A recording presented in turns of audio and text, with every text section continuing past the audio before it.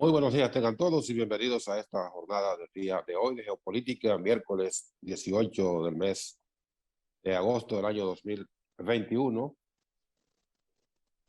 segundo día del segundo año del presidente Luis Abinader. Gracias por estar con nosotros para ver todos los temas más importantes, tanto de nuestro país como del resto del mundo. Como siempre, recordándoles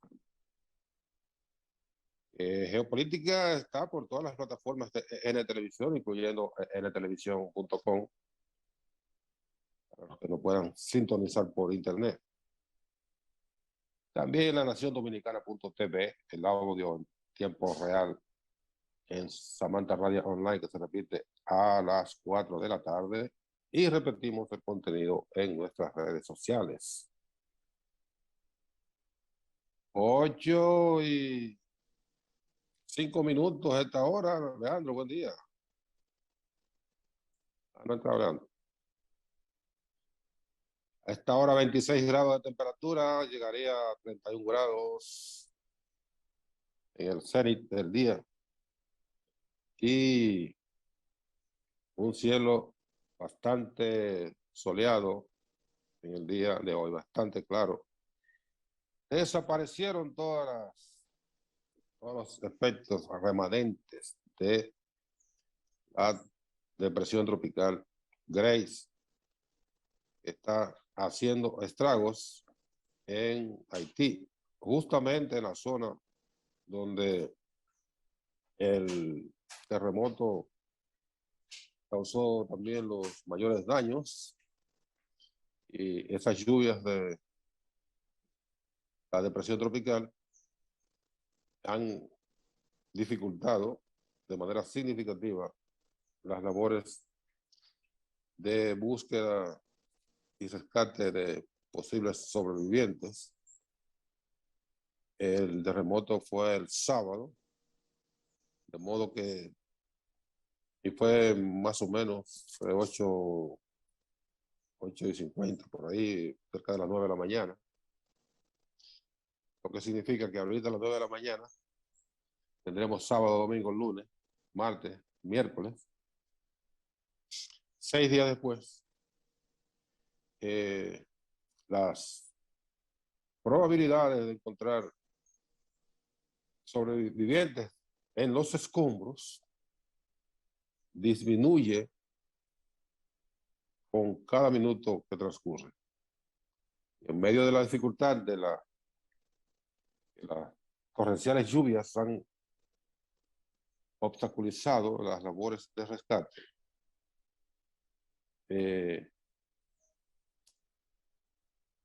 Esas posibilidades se tornan más complicadas, se tornan casi remotas. Lo que significaría que el número de víctimas contabilizadas hasta ahora en 1,424 personas y unas 6,900, 7,000 personas heridas. El número de víctimas ya confirmadas aumentaría en la medida en que los rescatistas avancen removiendo los escombros dejados por el terremoto. Por consiguiente, lamentablemente, de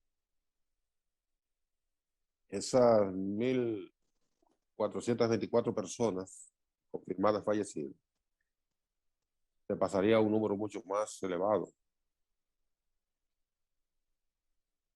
Porque ya, reitero que ya hasta ahora, después de tanta transcurrido todo ese tiempo, es muy difícil encontrar personas con vida bajo los escombros. Y se pasa entonces de una labor de búsqueda y rescate de personas a una labor de búsqueda y recuperación de cadáveres, que son dos etapas diferentes. Al principio de una tragedia, la labor se centra en búsqueda y rescate. Y lo que se rescatan son las personas vivas.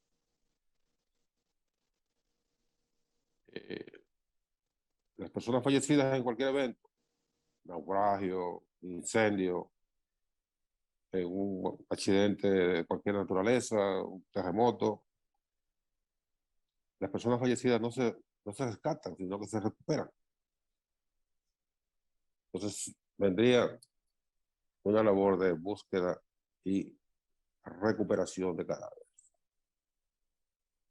Haití vive una segunda tragedia de gran magnitud en apenas 11 años, ni comparar los daños del terremoto del sábado con los que produjo el terremoto casi similar en magnitud del 11 de enero del año 2010. Se calcula que en aquella tragedia, a ojo de buen cubero, pudieron haber fallecido 200,000 personas. Pero ese es un número, es un número casi imaginario. Pero el tamaño de aquella tragedia es sencillamente espeluznante. Lo que recordamos de aquella situación fue algo sencillamente indescriptible. Y la zona donde Saludos, Nelson, buenos días. tú entraste ahora ya. Te dije buen día ahorita. No me digas, tú no estabas ahí. Sí, claro. Pues te dice, buen día, Leandro, buen día. Y tú me respondes. Bueno, buenos días, Nelson. Buen día. De verdad que es bastante lacerante hasta narrar lo que uno sospecha o podría, una lógica le dice lo que está pasando en Haití. Porque ni siquiera el terremoto pasado, a ciencia cierta, se pudo saber cuántos fueron los muertos ni los daños ocasionados en esa nación.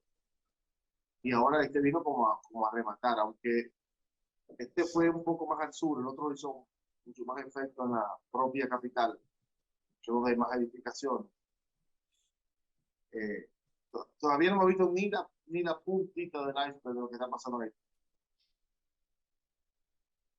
Y yo pienso que con tiempo es un momento para aunar esfuerzo. Yo tengo el pleno convencimiento de que Haití no puede sola. Lo que va a pasar en Haití a partir de ahora es verdaderamente una catástrofe humana. Y nosotros los dominicanos estamos en la obligación de proponer, de impulsar, de coadyuvar a que haya un posible entendimiento entre la clase política, social, académica, religiosa de Haití, de cara a buscar una solución duradera, porque parece que ni siquiera la naturaleza está a favor de eso. Oye, eso es grave lo que hay ahí. Es muy difícil. Yo iba a decir cuando tú entraste que la diferencia entre el 2010 y el actual es la zona donde ocurrió. Tú señalaste más o menos por dónde iba mi comentario. En esa zona hay muchas menos edificaciones de gran altura que en Puerto Príncipe. Entonces, aunque Ambos terremotos fueron de la misma magnitud, porque uno fue del 2010 fue Sí, 7.5, 12, 7.3, 7.1. 7.3, y el actual fue de 7.2, casi igual. Ahora los geólogos y los expertos en sismología no miden cuando hay una diferencia entre uno de 1 grado, eso no es 1 grado, no es 1 grado, no tú puedes decir que 1, 2 y 3, no, no. Eso está magnificado por 1000. Sí, No voy a entrar en eso porque no tiene ningún sentido. Porque en definitiva lo que estamos analizando son los daños. Pero ¿por qué este ha hecho menos daño en términos estructurales? También porque en la zona donde ocurrió hay menos estructuras que en la capital. Y por eso, tantos muertos en la concentración demográfica de Puerto Príncipe, que en esta zona, en estas ciudades del sur. Pero de todas maneras la tragedia es la misma. El mismo tamaño, la cantidad de muertos no va a ser ni parecida, pero el efecto dramático sigue siendo el mismo. ¿Qué va a pasar en Haití? Bueno, Haití tiene un gobierno provisional, aunque formalmente reconocido, pero es un gobierno de transición, un primer ministro sin presidente. Es un gobierno a media. Y la llamada comunidad internacional siempre ha recelado de los líderes haitianos cuando son formales y mucho más cuando son informales. Por eso se teme que la asistencia, por lo menos ni siquiera en promesa, no sea igual que la del año 2012. Donde, es una cosa donde, increíble. hubo, donde hubo una avalancha de ofertas. Lo primero que dijeron fue que iba a haber una mesa de ayuda que iban a reunir 10.000 millones de dólares. Y yo creo que no llegaron a 10 millones. Es una exageración, ¿verdad? Fue mucho más de ahí. Pero quiero comparar entre la oferta y entre la promesa y lo que finalmente llegó. Le dejaron a la reconstrucción de Haití, de Puerto Príncipe, a los propios haitianos. Obviamente no pudieron reconstruir. Todavía tengo entendido que el Palacio Nacional no funciona a plenitud, que fue una de las edificaciones severamente golpeadas por el terremoto. Y varios ministerios colapsaron las edificaciones, con varios, creo que 2 ministros murieron. O sea que no va, lo que va a haber es una repetición de la desidia internacional con Haití. Muchas promesas, parecería que estuvieran en campaña, muchas promesas, y al final nada concreto, o muy poco, ni medianamente cercano a lo que necesita Haití para sobreponerse a estas tragedias. Nosotros, que tenemos nuestras propias dificultades inmensas, acudimos en ayuda de Haití con con cuestiones materiales, lo que está al alcance, y es lo que nosotros podemos. No podemos asumir la reconstrucción ni siquiera de nuestro propio espacio, Por lo tanto, lo que hemos hecho, lo que ha hecho el gobierno, ha sido acudir con cuestiones rápidas, como son comestibles, algunos medicamentos y cosas así. No más, no podemos más. Los grandes que se han beneficiado históricamente de Haití y que le han sacado beneficio a la tragedia haitiana son los que deben dar el primer paso de manera real, no prometiendo y después desapareciendo y pretendiendo que su dejadez y su indolencia sea cubierta por un país que también tiene sus propias necesidades. Vamos a la pausa y cuando regresemos vamos a hablar un poco de las expectativas que hay acerca del discurso del primer año de gobierno, de gestión, que tendrá esta noche el presidente Luis Abinader. Venimos ahora.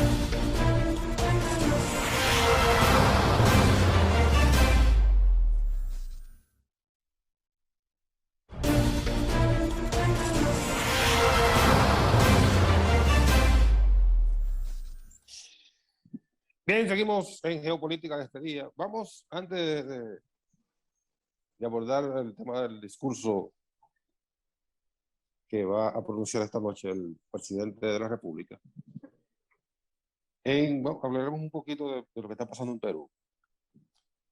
En Perú, el día de ayer, renunció el canciller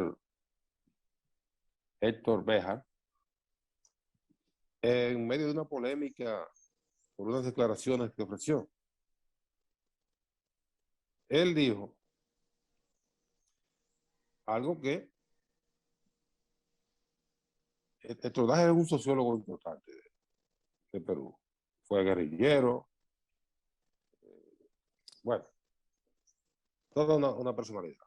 Fue guerrillero, entrenado en Cuba, bla, bla, bla. Entonces él dice que el terrorismo en Perú fue iniciado por los militares y señaló específicamente la Marina. Él dice, la Marina fue entrenada, las Fuerzas Armadas en Perú fueron entrenadas por la CIA. Pero y hay algo novedoso en esa declaración. La única novedad que la dice un ministro, no cualquier ministro, el canciller de la República. Pero la verdad que todos estos militares, incluyendo la República Dominicana, fueron entrenados por la CIA. Entrenados en la llamada Escuela de las Américas, que funcionaba en Panamá, que era un centro de enseñanza para el crimen a cargo de los militares. La tortura, los interrogatorios ¿cómo se llama? Hay un término. Los interrogatorios con tormento. ¿Sabe lo que es el tormento? ¿Qué es el tormento? Cuando le dan tormento a un prisionero, a un interrogado. ¿Usted sabe lo que es? Torturarlo. Sí. Todo tipo de tortura. Entonces, hay que recordar que Perú estuvo en la, en la senda de la llamada Operación Cóndor,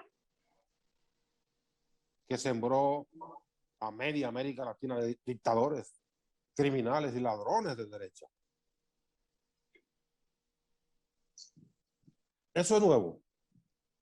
No. Eso no es nuevo. Lo que ocurre es que Pedro Castillo ganó unas elecciones contra vientos y mareas y con una diferencia muy pequeña. Y lo primero que hicieron fue tratar de impedirle que asumiera el gobierno. Mediante de todas las travesuras que conocemos, triquiñuelas legales, denuncias de fraude Sin fundamento. sin fundamento, todo esto. Precariamente llegó a la fecha de asunción del gobierno el 28 de julio, pero como el día 22, por ahí fue que tiraron el jurado de elecciones tiró la proclama. Y lo que había un ambiente que se produjese un vacío de poder para llamar a nuevas elecciones y pasarle el rolo a Pedro Castillo. Al día siguiente que nombra el gabinete, le entraron. Sí. Querían que pusiera el gabinete que ellos que los que perdieron Querían le ponerlo sugirieran. en el gabinete. Sí. Entonces, lo que ha pasado con este canciller, que comenzaron a sacarle de su pasado guerrillero, que, que fue todo lo que le han sacado. Bueno, y finalmente, El pasado guerrillero es un delito en Perú, pero el de corrupción no. Y no, de asesino. corrupción. No, no de corrupción, eso es una santidad. Sí. Entonces, Pedro Castillo va a vivir, va a gobernar en el filo de la navaja los 5 años que le Pero corresponden. empezó, al otro día de juramentarse Pedro Castillo, ellos plantearon cuál iba a ser, y aquí lo vimos en este programa, de cuál iba a ser el resultado de ese proceso. Oye, no les reconocen nada. Y fue a No, no. regañadientes que se impuso en las elecciones y se impuso para romper las trabas institucionales que querían escamotear el triunfo. No en las urnas, sino en los mecanismos del tecnicismo. Sí. Sin embargo, también lo derrotó. Y ellos dijeron de la vez, no, este gobierno puede enfrentarlo. Pero bueno, ¿y dónde está la democracia que argumentan esos individuos? ¿A qué democracia que se refieren ellos? A la de ellos. A la de ellos. A la de ellos. De que la legitimidad la da la población y ya se la dio a uno, ¿verdad? Por El único deber de supuesto, cualquier demócrata es reconocer eso. son demócratas, como decía el doctor Pellagómez aquí. Son demócratas de pacotilla. Y arman un grupo porque le dolió que Pedro Castillo evidentemente llegó ahí y anunció que se retiraba de la llamada Grupo de Lima. Sí. Ah, sí, eso fue lo que... Pero lo único claro es que Pedro Castillo está clarísimo. Sabe a qué se está enfrentando, el grupo que está ahí sabe a qué se está enfrentando. Y no es tan fácil lidiarlo, pero ellos tienen plena conciencia. Pero un pueblo guerrero, ha sabido sortear dificultades enormes desde hace años. Claro, claro. Históricamente lo ha hecho. Y se ha sobrepuesto a todas estas travesuras y conspiraciones. Bien, entonces, esa dificultad la está teniendo Pedro Castillo. En Afganistán, para seguir en la geopolítica, con temas internacionales, mientras tanto, en Afganistán ha ocurrido lo que tenía que ocurrir. El, la resistencia de la mayor parte del mundo a reconocer el gobierno del Talibán. Ayer la Unión Europea insinuó que lo iba a reconocer. Estados Unidos también dijo que lo reconocería si se comprometía a respetar los derechos humanos. Están igual que los de Perú. Toda esa cháchara que uno sabe por dónde anda.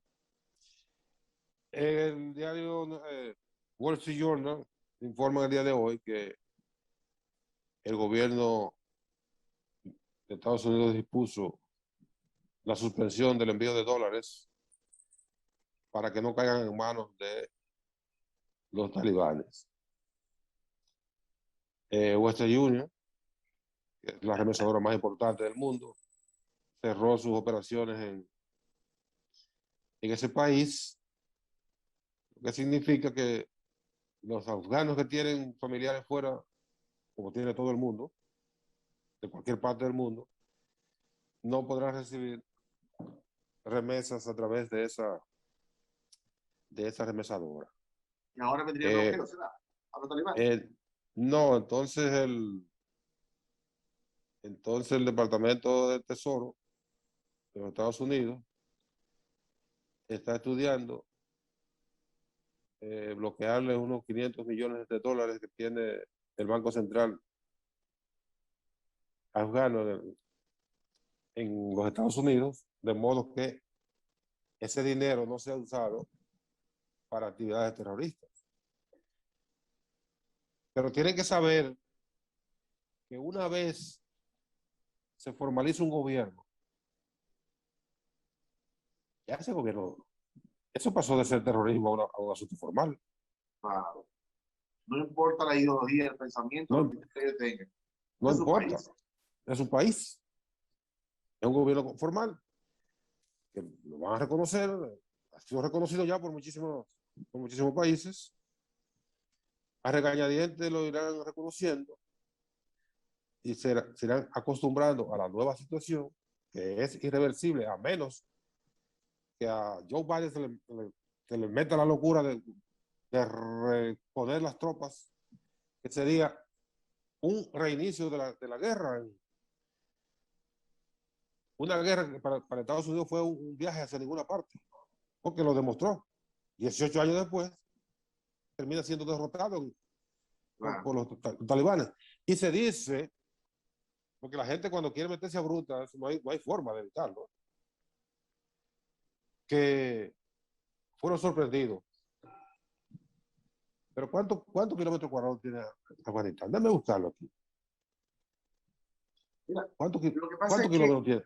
es que eso va contra la propia naturaleza, porque yo creo que te decía, es que los americanos no quieren imponerle una democracia o un estilo de gobierno a una persona, a un grupo, a una sociedad que tiene una cultura distinta, que piensa totalmente diferente a la democracia que ellos tienen. Y yo pienso que ha habido algunos vicios importantes. El talibán ha entendido que por lo menos lo que tiene que ver con el derecho de las mujeres, ya eso no se sostiene, porque lo que se sustenta en los dogmas religiosos que se sustenta la ideología en la política en esos países, tiene una actitud, está consagrado, pocos derechos para las mujeres. Sin embargo, esa es la primera declaración que ellos han dado, que están en discusión de flexibilizar con relación con la mujer. Sin Van a embargo, tener, eso no es un problema de Estados Unidos, es un problema de Afganistán. Y lo más importante es que lo que ellos entrenaron, activaron y financiaron allá en Afganistán son afganos, no son rusos ni son chinos. Es decir, ellos tienen lo que están al frente de ellos son sus propios compañeros, sus propios vecinos, sus propios amigos, sus propios familiares. Si, por más intento que hagan, ellos son los mismos. Por eso ahora los Estados Unidos acaba de reconocer que los talibanes se han quedado como parte importante de las grandes armas que ellos le dieron al otro grupo, al que estaba en el poder. lo que ha ocurrido, lo que ha ocurrido siempre. ¿Y por qué? Siempre ha ocurrido eso. Que los intereses de los Estados Unidos no pueden ser los mismos afganos que están allá. Tienen intereses distintos. Afganistán tiene, oye esto, Afganistán tiene 36 millones de habitantes y tiene una extensión de ¿cuánto que tiene aquí? Bueno, es un país que tiene muchas montañas, es básicamente montañoso, no tiene salida al mar, Sí, eso es bastante desértico ahí, tiene que no tres, parecen en Asia. tiene tres fronteras con varios tan. En esa zona son tan, que significa tierra. Hoy con China y con Rusia. No, tiene frontera tiene frontera con, ¿cuáles Con son la los tan que OTAN. tiene? Pues sí, tiene frontera con Pakistán, con Turkmenistán, Uzbekistán y Tayikistán. Y al norte con Los tres China, TAN tienen frontera. sí, Con China. y varios de esos tan están cerquita de Rusia, son fronterizos con Rusia. Así es. Eh, por eso la importancia que tiene para Rusia esa, lo que ocurra en Afganistán. Pero ese país tiene 36 millones de habitantes. ¿Y cuántos kilómetros cuadrados? Ah, bueno, aquí está. 655.230 kilómetros cuadrados. De modo que y Kabul tiene alrededor de 11.000, 2.000 y pico de kilómetros cuadrados, la capital, una capital pequeña. Entonces se sorprende que los talibanes entraron a Kabul y el resto de los 50.000 kilómetros que lo han ido retomando poco a poco en batallas con la tropa norteamericana y del gobierno que tenían los americanos ahí, y fueron desalojándolo y ocupando esos espacios hasta llegar el sábado, porque llegaron a Kabul, el domingo, y retomaron el control de ese país. No hubo ninguna sorpresa. Que se dejen de cuentos chinos, que fueron vencidos. Vencidos en Claro, una. pero bueno, simplemente la forma atropellante e inusual como tuvieron que arrimar al aeropuerto y pedir casi, como se llama en buen dominicano, cacao para que no provocara una catástrofe en el aeropuerto, diciendo, pidiéndole a los talibanes que no atacaran el aeropuerto, que si lo hacían ellos iban a responder de manera, pero ¿qué iban a responder si tantos no tuvieron que salir huyendo? ¿Por qué van a responder? Pero ya los talibanes no quieren guerra, quieren que lo dejen tranquilo, Claro, pueden gobernar su país como ellos quieran, que son arcaicos, que incluso el calendario que están usando es el calendario que estaríamos del año 5.000 y pico. Pues es un problema de ellos. Un problema de ellos. La no, realidad ese es se el les va a problema imponer. de los yacimientos que Afganistán, sobre todo de petróleo y Yacimiento. de opio. El opio. Yacimiento. El opio. Tú conoces la historia del opio, ¿verdad? ¿No conoces la historia del opio? Alejandro por ahí tuvo problemas con los hindúes. Y con eso, que también era parte Sí. de No solamente la historia del opio, sino también de los rajá. está en la ruta, comienza donde comienza la ruta de la seda. Así es. Vamos a la pausa y venimos de inmediato. Bueno, vamos a hablar del presidente, pero ya va a ser en la parte final. ¿Y cuáles son?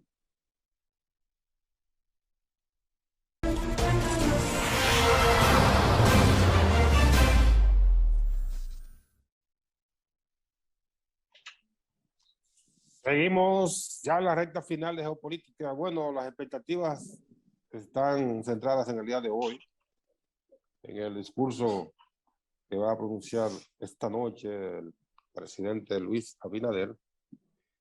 Un discurso que debió pronunciar el pasado lunes 16, pero el ambiente que había, recordemos que fue un día de torrenciales lluvias en todo el país, cuyos efectos todavía no se han cuantificado debidamente, pero fueron bastante severos.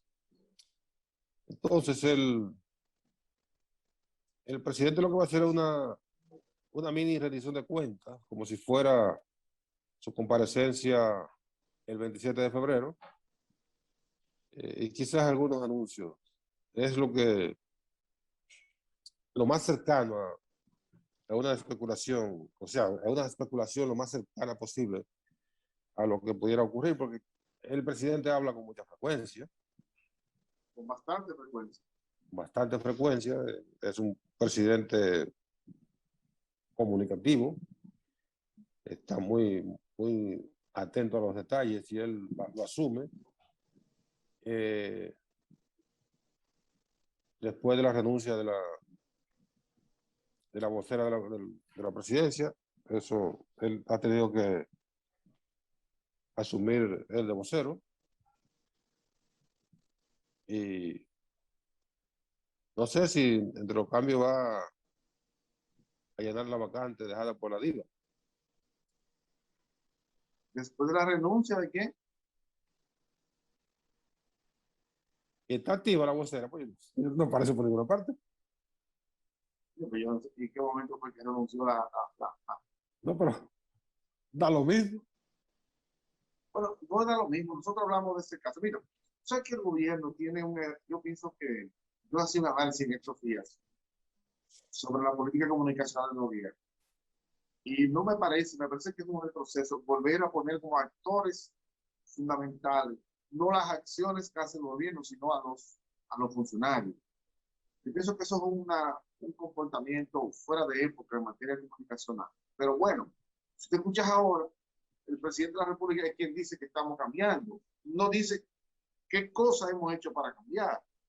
Yo pienso que esa parte se debiera dejar a que la gente la pudiera interpretar y no que la diga directamente. No solamente por eso, sino porque es que estamos en el primer año. Y yo pienso que el presidente de la República y sus principales ministros debieran conservarse para dar respuesta cuando llegue el momento más apremiante. Porque después no tendrá nada que decir si yo todo lo dice. No, espérate. La aparición frecuente del presidente tiene una razón de ser.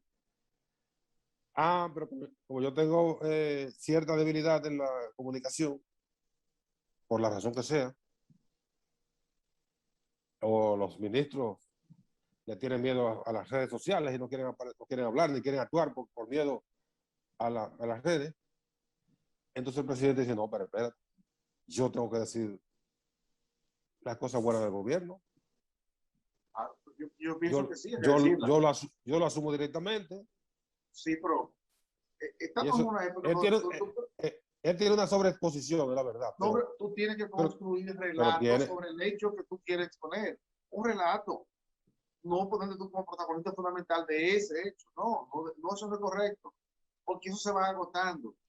Se va agotando. Y ahí quiero significar que una de las principales dificultades que tuvieron los gobiernos del PLD en su ejercicio durante los últimos 16 años, se trató de ir a cada rendición de cuentas, cada 16 de agosto, como le correspondía, exponer sobre la ciudad.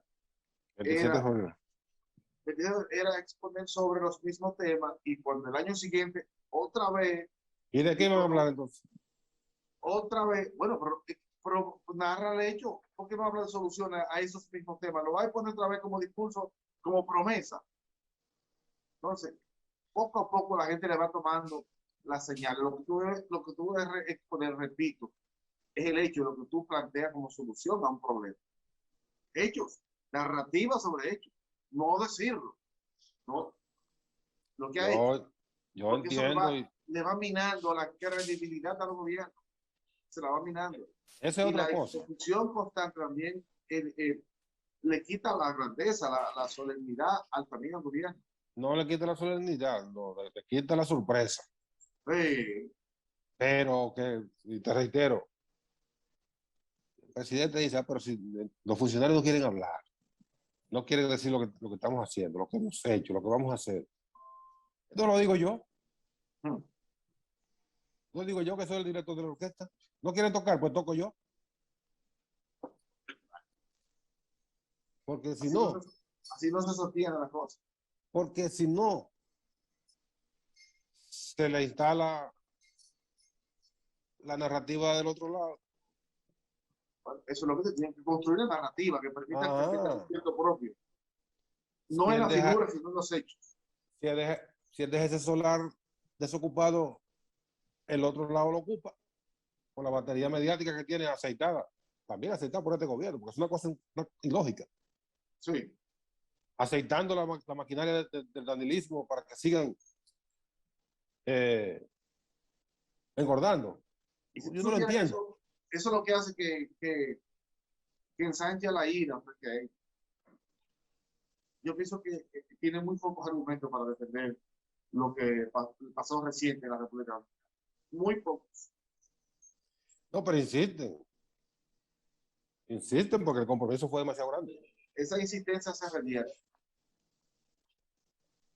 Muy bien, para finalizar, yo entiendo que el presidente no debería aparecer tantas veces seguidas en los medios de comunicación. Ahora, si él no lo hace, ¿quién lo va a hacer? Él tiene que definir quién lo va a hacer, incluyendo por los voceros. El presidente pues tiene interlocutores para como que se ha establecido en la Constitución y en el ejercicio del papel del gobierno. Que él se supone. Ninguna gallina cede a otra gallina para que pare su huevo. Anda, carajo. Olvídate de eso. Terminamos por el día de hoy. Gracias por su atención. Mañana nos esperamos a las 8. Eso es una metáfora de la gallina, ¿verdad? No, sabes que es un refrán popular. Sí. Claro que sí, una alusión. Eso era en aquel tiempo.